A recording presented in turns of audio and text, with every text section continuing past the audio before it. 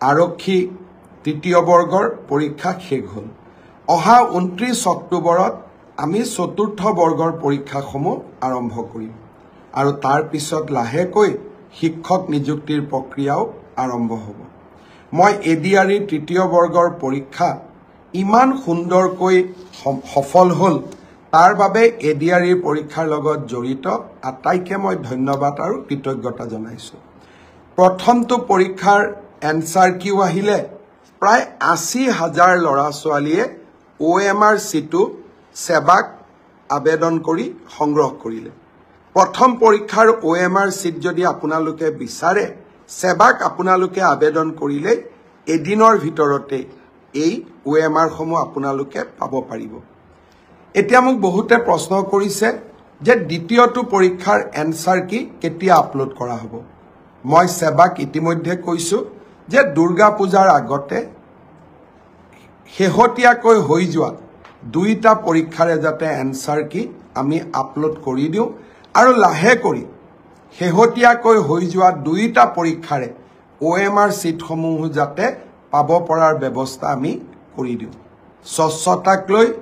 আমি গোটেই ব্যৱস্থাটো এটা নতুন দিগন্তলৈ লৈ গলো মই ভাবো ইয়াৰ পিছত অসমে আৰু কেতিয়াও নিযুক্তিৰ স্বচ্ছতাক লৈ খেলা কৰিব নোৱাৰিব অসমত আৰু কোনো ৰাকেশ পালৰ জন্ম নহব কংগ্ৰেছৰ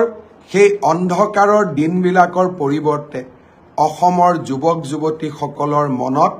আৰু অসমৰ যুৱক যুৱতীসকলৰ বুকুত আমি যি আশাৰ বন্তি জ্বলাইছিলো হি যেন কোনো দিনে নুমাই নাযায় তাৰ বাবে নতুনকৈ স্বচ্ছতাৰ নতুন মাইলৰ খুঁটাবোৰ আমি স্পৰ্শ কৰিবলৈ বৰ্গত আমি মিউচুৱেল ট্ৰান্সফাৰৰ কাম আৰম্ভ কৰিব পাৰো কোনোবাই আকৌ বিচাৰিছে নহয় মোক এটা ডিপাৰ্টমেন্টৰ পৰা আন এটা ডিপাৰ্টমেন্টলৈ যাব দিব লাগে তেনেকুৱা ব্যৱস্থা চৰকাৰত নাথাকে এনে কামবিলাক কংগ্ৰেছৰ সময়তো হ'ব পাৰিলেহেঁতেন স্বচ্ছ নিযুক্তি অসমীয়ালৈ ক্লাছিকেল লেংগুৱেজৰ মৰ্যাদা বহুবোৰ কাম যি আমি হাতত লৈছো সেই কামবোৰ কেতিয়াবাই কৰিব পৰা গ'লহেঁতেন কিন্তু অকল ৰাজনীতি কৰিলে নহব ৰাজনীতি সমাজৰ বাবে কৰিব লাগিব ৰাজনীতি মানুহৰ বাবে কৰিব লাগিব আৰু তেনেকুৱা চিন্তাধাৰা যেতিয়া ৰাজনীতি কৰা ব্যক্তিসকলৰ মাজত থাকে তেতিয়াই সমাজখন আগুৱাই যায় আৰু মই বহুত কথা আজিৰ ব্ৰডকাষ্টত ক'ব খোজা নাই শাৰদীয় দুৰ্গা পূজাৰ আগতীয়াকৈ শুভেচ্ছা জনাইছো আজিৰ পৰা আৰম্ভণি হৈছে আৰু নিৰ্দিষ্ট সময়ৰ ভিতৰত তেওঁলোকে এই কাম সমাপন কৰিব আৰক্ষী তৃতীয় বৰ্গৰ পৰীক্ষা শেষ হ'ল অহা 29 অক্টোবৰত আমি চতুৰ্থ বৰ্গৰ পৰীক্ষাসমূহ আৰম্ভ কৰিম আৰু তাৰ পিছত লাহেকৈ শিক্ষক নিযুক্তিৰ প্ৰক্ৰিয়াও আৰম্ভ হ'ব মই এডিআৰই তৃতীয় বৰ্গৰ পৰীক্ষা ইমান সুন্দৰকৈ সফল হ'ল তাৰ বাবে এডিআৰই পৰীক্ষাৰ লগত জড়িত আটাইকে মই ধন্যবাদ আৰু কৃতজ্ঞতা জনাইছো প্ৰথমটো পৰীক্ষাৰ এনসাৰ কিউ আহিলে প্ৰায় ৮০,০০০ ল'ৰা ছোৱালীয়ে OMR সিটু সেৱাক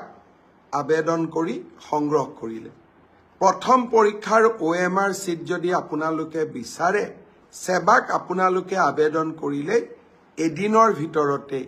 এই OMR সমূহ আপোনালোকে পাব পাৰিব এতিয়া মোক বহুতে প্ৰশ্ন কৰিছে যে দ্বিতীয়টো পৰীক্ষাৰ এনসাৰ কি কেতিয়া আপলোড কৰা হ'ব মই সেৱাক ইতিমধ্যে কৈছো যে দুৰ্গা পূজাৰ আগতে শেহতীয়াকৈ হৈ যোৱা দুইটা পৰীক্ষাৰে যাতে এনসাৰ কি আমি আপলোড কৰি দিও আৰু লাহে কৰি শেহতীয়াকৈ হৈ যোৱা দুইটা পৰীক্ষাৰে OMR সিটসমূহ যাতে পাব পৰাৰ ব্যৱস্থা আমি কৰি দিও স্বচ্ছতাক লৈ আমি গোটেই ব্যৱস্থাটো এটা নতুন দিগন্তলৈ লৈ গলো মই ভাবো ইয়াৰ পিছত অসমে আৰু কেতিয়াও নিযুক্তিৰ স্বচ্ছতাক লৈ খেলা কৰিব নোৱাৰিব অসমত আৰু কোনো ৰাকেশ পালৰ জন্ম নহব কংগ্ৰেছৰ সেই অন্ধকাৰৰ দিনবিলাকৰ পৰিৱৰ্তে অসমৰ যুৱক যুৱতীসকলৰ মনত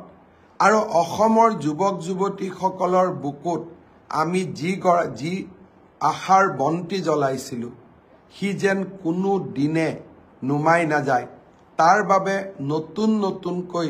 স্বচ্ছতাৰ নতুন নতুন মাইলৰ খুঁটাবোৰ আমি স্পৰ্শ কৰিবলৈ বৰ্গত আমি মিউচুৱেল ট্ৰান্সফাৰৰ কামো আৰম্ভ কৰিব পাৰোঁ কোনোবাই আকৌ বিচাৰিছে নহয় মোক এটা ডিপাৰ্টমেণ্টৰ পৰা আন এটা ডিপাৰ্টমেণ্টলৈ যাব দিব লাগে তেনেকুৱা ব্যৱস্থা চৰকাৰত নাথাকে এনে কামবিলাক কংগ্ৰেছৰ সময়তো হ'ব পাৰিলেহেঁতেন স্বচ্ছ নিযুক্তি অসমীয়ালৈ ক্লাছিকেল লেংগুৱেজৰ মৰ্যাদা বহুবোৰ কাম যি আমি হাতত লৈছোঁ সেই কামবোৰ কেতিয়াবাই কৰিব পৰা গ'লহেঁতেন কিন্তু